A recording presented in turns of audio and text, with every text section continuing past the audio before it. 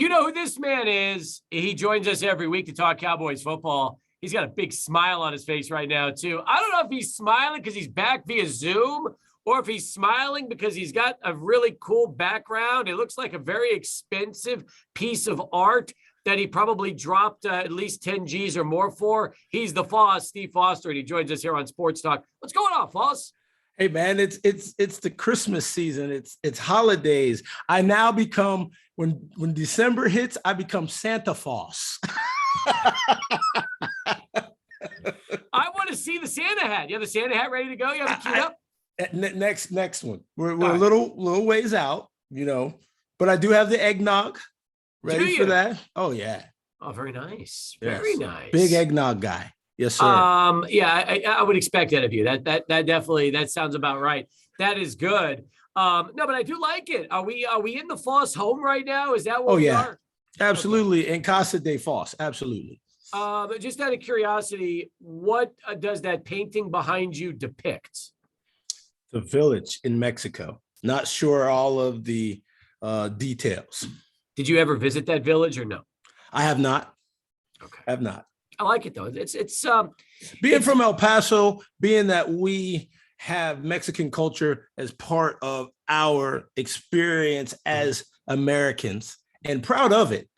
I certainly want to have some Mexican heritage involved in my household. It's part of who I am and what I grew up with. Yes. And I'm very proud to have the associations and affiliations with Mexico, Mexican Americans, and have that be a part of Tejas, which is Texas. Well, you could have had a painting of a tequila bottle as opposed to a village. So, that would still be depicting Mexico. Oh, we have that. I mean, I could set them up. I mean, we can. Come on, man. You get the real thing. You don't need a painting. You got the real McCoy. That's right. Absolutely. All right, Cowboys responded last week. It was an ugly football game against the Saints, but when it was all said and done, 27-17 was the final score. Taysom Hill was throwing pick after pick. The offense did not look particularly good, but it was one of those games that I guess as a coach, you say, hey, you'd rather win ugly than not win at all, right? There's probably people we know, not saying it's us, that after a weekend, we're happy that they were with a companion, regardless if they were in the 5 to 6.5, 7 range, than to have no companion at all. Meaning, yes, better to win ugly than not to win at all. That is 100% correct. So the defense did well. The defense does what the defense does, and they were able to force lots of turnovers.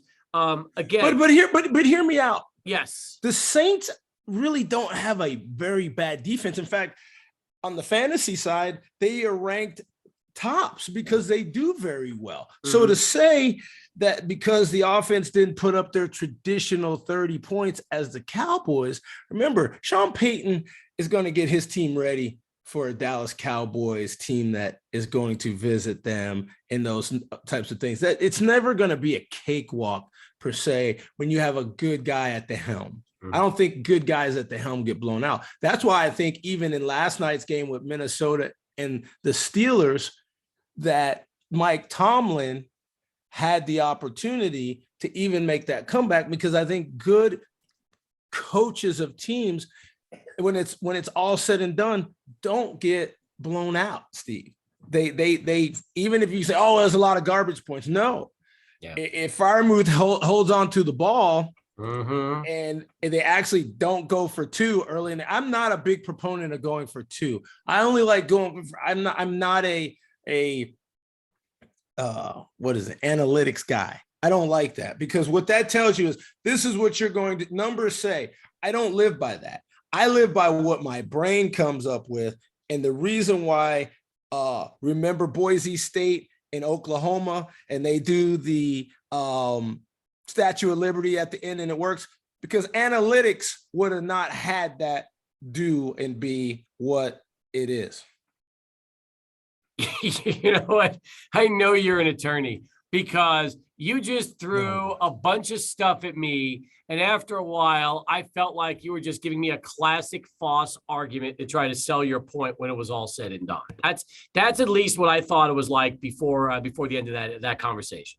Well, I'm just saying, you got to recognize. What's up, Adrian? What's happening, Foss? I figured, you know what? I figured, by the way, that this is too good, and I had to let Adrian get in on this conversation. Why not? So I'm like, I mean, Adrian is a part of the group. So he is a part of the group. But what I'm saying is that when you're not around, it's just Adrian and me. Right, which is why I knew Adrian has to get in, because first of all, he's going to have questions for you. And not only that, he had to see the background I'm talking about right now, because we'll put it on the YouTube channel afterwards, but he had to be a part of it. Adrian, thoughts on Foss's backdrop? See, I like the colors. You have a lot of colors in that, and I can appreciate that in a big way, Foss. So I think it's a A+ painting. Thank you. I mean, again, like I said, I'm from El Paso. You got to have something in your home besides Chico's Tacos that get sent, or T-shirts that say El Paso strong, and you got to have some decor, and this is part of the decor. Nice, I like that. By the way, when you were giving me the whole lowdown about the Saints defense and the Cowboys offense, look, the Cowboys offense has not looked crisp since Atlanta. I mean, they have struggled. Dak is struggling throwing the ball. And, now the running game with Pollard out against Washington and relying on Zeke, who's not 100%. I mean, let's be honest. When this team is fully healthy and they are clicking on all cylinders, they are among the best teams in the entire league. And there's no argument with that. But there's been a drop the last month. But why can't we give some credit to the other professionals they play?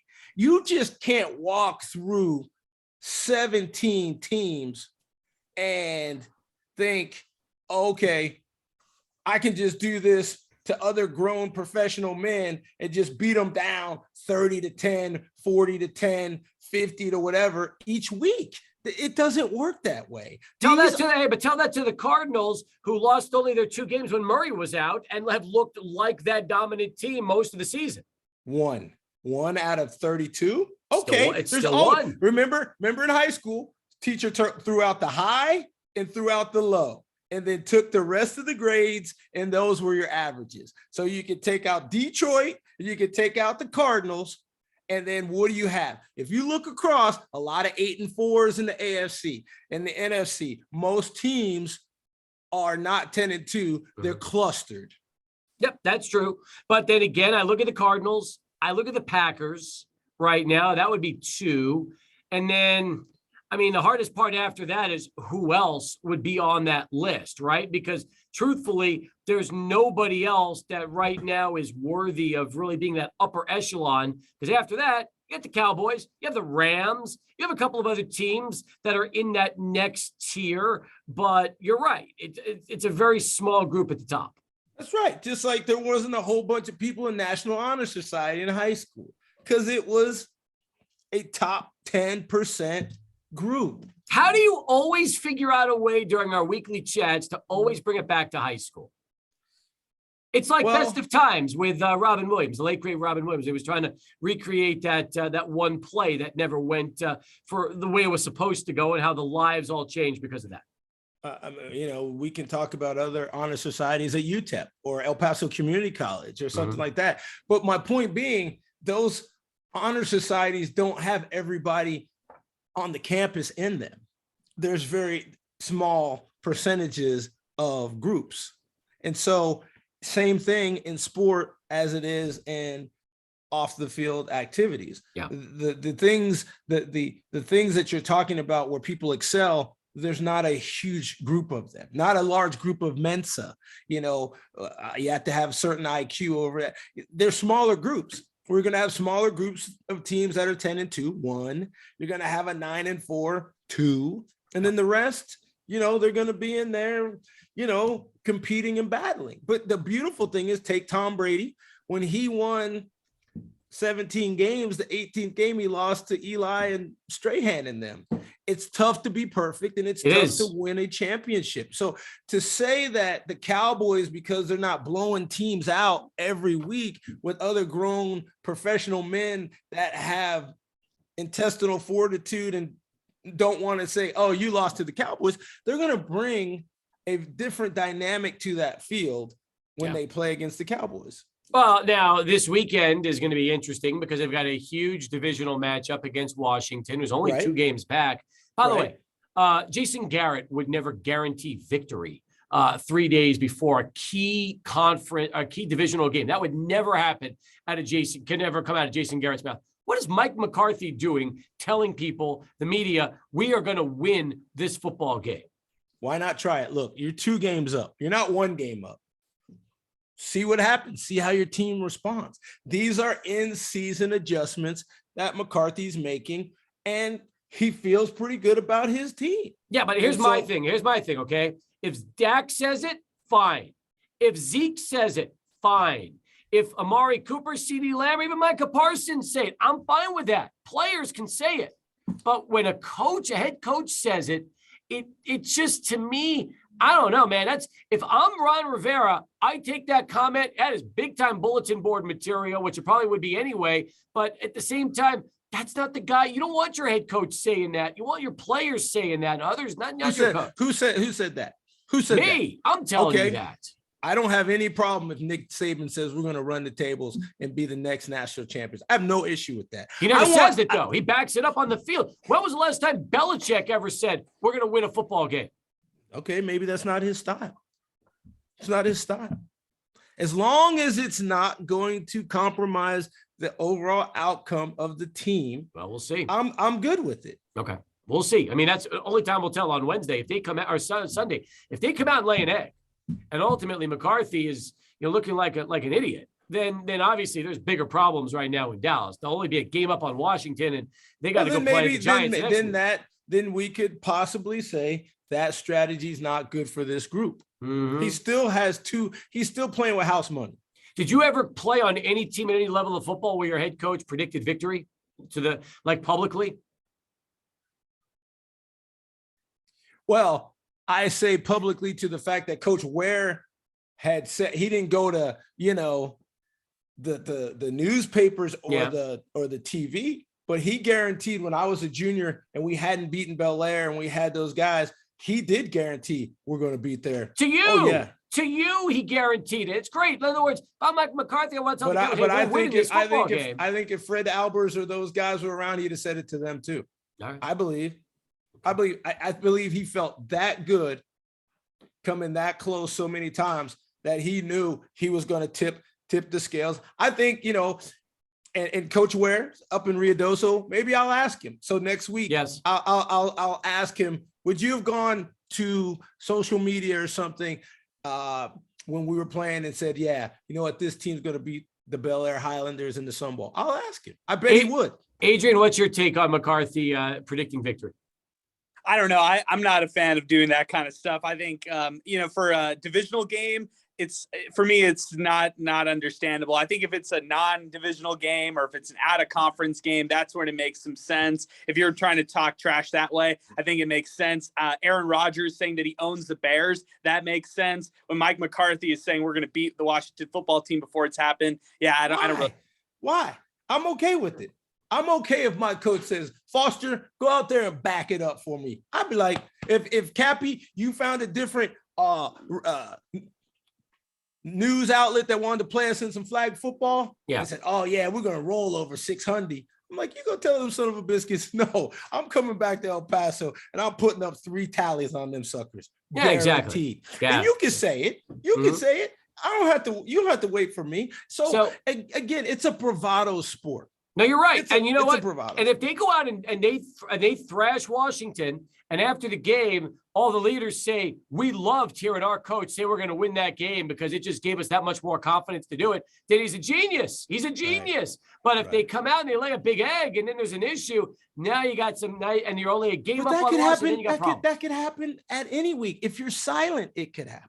Right. As long as it works to get your team to the goal, to meet or exceed the goal, I'm okay with it, especially in this sport, because it is a sport where you can manhandle your opponent. I think, they do it in boxing and UFC. You're saying, but it's the player, not the coach. If Angelo Dundee said Muhammad Ali was going to whoop up on George Foreman or Smoking Joe Frazier, would you have had an issue with that? if it wasn't Ali? Yeah. Well, you hardly ever hear the trainers calling their shots, Okay. but that's fine. That's all. It's just unconventional. And it seems completely out of character for Mike McCarthy. Completely out of character. Maybe this is what his perspective of getting them going down the backstretch. I hear you. All right. Steve Foster joins us to talk Cowboys football every week as we continue our conversation with the Foss. We were just talking about Mike McCarthy before the break, already predicting victory for his Dallas Cowboy team against Washington. This is going to be a fun matchup. I got to tell you, a month ago, I didn't think these teams are going to be separated by only 2 games. No, I think you're right. But again, this division, every team in this division now has won a Super Bowl. That's right. And so it brings, and they're classic. They've had very iconic players on all 4 of the teams in this division. So I don't know if there's ever going to be a time when you see more than a 2-game lead stick throughout the whole entire season because they are professionals.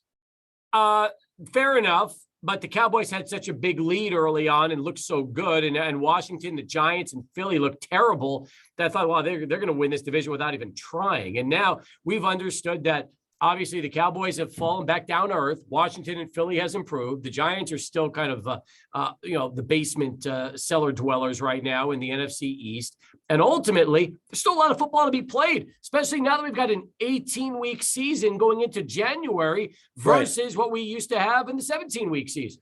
That's right. And again, I don't know if Dallas has fallen down to earth. Maybe they just maintained their speed and people improved. Nah, they fell down to earth. Let's not sugarcoat this. They were so much ahead of everybody they played early on, and it has been a different story over the last, 4 or 5 weeks. But you got to give some credit to those other teams. You got to make adjustments, man. When you're as good as they are, and you're as good as the Cowboys are, you should be able to make those kind of adjustments and be able to compensate when teams are adjusting to you. That's all I'm saying. I look at Belichick. Okay. Started out slow. Right. Mac Jones was kind of feeling it out. And now all of a sudden they're on fire, beating Buffalo in Buffalo, and Mac Jones completes 2 out of 3 passes for 19 yards on Monday. Right. And yet now the Patriots have a first place lead and look again like they found their next franchise QB for the next 10 years. So let me ask you this. Sure. Do you think the Patriots will do better this year than Dallas? Yes, I do. I don't. Really? Yep. Tell me why.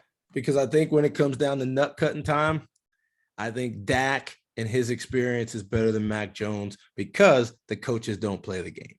I think the difference with what the argument is right now is that the NFC is probably better at the top than the AFC is.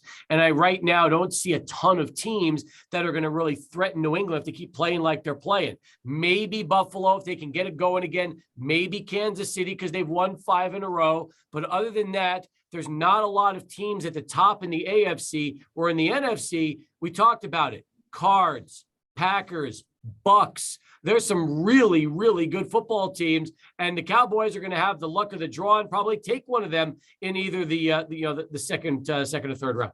Well, that's true. That's absolutely true. But again, I'd rather have the experience of those quarterbacks because the NFC quarterbacks clearly better than the AFC quarterbacks. When it comes to, hey, who do you want in crunch time? I love Justin Herbert. I love Josh Allen. All right, you want to throw Mac Jones in there because he's doing what he's doing, and Patrick Mahomes. But then my experience and the guys are Aaron Rodgers, Thomas P. Brady, Dak Prescott, Kyler Murray. He's the young gun. He's got the best record. Man, it's close. But I would go with those NFC quarterbacks over the long haul when you're talking about a championship season. Adrian and Kyler Murray because he's done it before. I'm with you on that one. Adrian, take a shot at Foss right now. Foss, is Ezekiel Elliott on the team next year? Yeah. No doubt. No doubt about it. Yeah. I think he wants to be a Cowboy, and I don't think Jerry's going to sit there and go, oh, I'm going to kick him to the curb. I don't think we've seen the best of Zeke. No, we haven't. We haven't. We haven't seen close to the best of Zeke. Right. It's coming. Now, with Zeke being the focal point with Pollard's injury, and now the full battery of receivers back for Dak, do you expect this to be probably a 70% passing game, 30% run-oriented game against Washington? 60-40. Okay. You can't abandon the run because, as you mentioned, Washington has improved. I don't want to give Antonio Gibson the ball a lot and let him try to shred my D and bang and get it, and then McLaren over the top and some other folks. No, I want them sitting and watching my offense go down the field and take a 10-play drive, take 6-7 minutes off, and get points at the end of it. And then welcome back Randy Gregory and some of those guys are going to be back on defense to get after a guy who is a good NFL quarterback playing well. Give me your thoughts on Taylor Heinicke.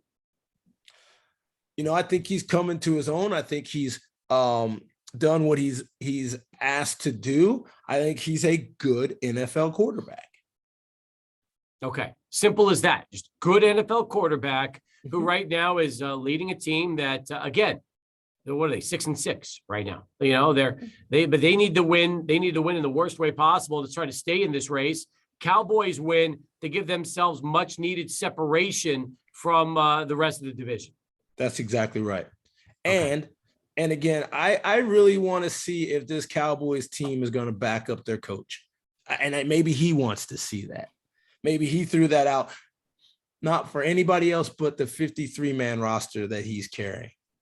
Yep. Now, remember, for Washington, Logan Thomas on the injured reserve. That was Wednesday. And defensive end Montez Sweat was put on the COVID list. So, Washington will be without some of their regulars against the Cowboys. Yeah. So I think Dallas would have the full complement of its play calling abilities, regardless of that on the offensive side. Logan Thomas, definitely a target. But, Seals Jones has come in before and done all right, serviceable. And it's a rivalry game. You can't discount that. I'm sure as we go to pregame this weekend, they'll bring the Drew Pearson and the Staubach and the, who knows, Billy Kilmer, Sonny Jurgensen, Mark Rippon, all of the regulars, Troy Aikman, Emmett, all through the whole history of this rivalry to pump up this game. And as you mentioned, can Washington close the gap to 1, or will Dallas widen its margin to 3? Who is that quarterback that played against Washington at Thanksgiving back in the 70s and had like the game of his life? For Staubach. Against Washington? Oh, yeah, Clint Longley. There you go. Clint Longley is another great Number one. 19, Clint Longley. I was, 4th grade maybe? And he threw him to Drew. He threw his touchdown passes deep in Texas Stadium to Drew Pearson. Yeah, Clint Longley. So what's going to happen when it's all said and done? What's your prediction for Sunday morning? Dallas comes out, man, I think this is a 6 to 8 point game. I don't think this is a blowout because they're so competitive. And I think Ron Rivera is a very good coach. I think he's been stable and steady Eddie regardless. And again, I think his players are going to play with the chip on their shoulder because of the rivalry and because of what McCarthy said. And so it's going to be, hey, I threw it out there. Can you back it up? And you have the other group saying, oh, I can't believe they threw that out there. We're going to mess it up. I think Washington beats them. I hope I'm wrong. I hope the Cowboys show what you just explained and what you predicted. But I think when it's all said and done, Washington comes out on top. Adrian, what about you? I think the Cowboys will get it done. I think the biggest thing for me is their offense. We were talking injuries for the Washington football team. They're also without safety Landon Collins, and that's a huge loss for them. Good point, Adrian. And Amari Cooper, they feast, by running those deep routes. Maybe that passing game for Dallas really is big in this game. Y'all, I love the 2 tight end set when Dallas can get that, because it now is a much more balanced opportunity to run or pass out of a set. And you've seen that the tight ends for Dallas can catch the football. Follow Foss on Twitter at Foss_sports on Twitter. That's at Foss_sports on Twitter. You can check out his show on Sundays, Laying Down the Law, out there on ESPN San Antonio. And of course, in our conversation every week here. I'm going to predict, y'all, I'm going to be on 600 ESPN El Paso come the next year. So you don't have to get this, that, and the other. I'm going to come on local. How about that? New Year's resolution for the Foss. Stephen M. Foster, the M stands for McCarthy. Okay. I'm coming with the McCarthyism. I'm going to be on regularly at 8 a.m. Sundays in El Paso. I'm going to make that happen. I'll listen to you if we can pull that together and get you on Sunday mornings. That'd be fun. When we put that together. Fair enough. All right. You're calling your shot. I like that. Very nice. Cowboys win. Cowboys win. Adrian and I got it down. Cowboys win. And Foss wins, especially if he gets on at 600 ESPN Sunday mornings at 8 a.m. You know it, baby. Can't wait. We'll talk to you next week, Foss. All right, y'all take care.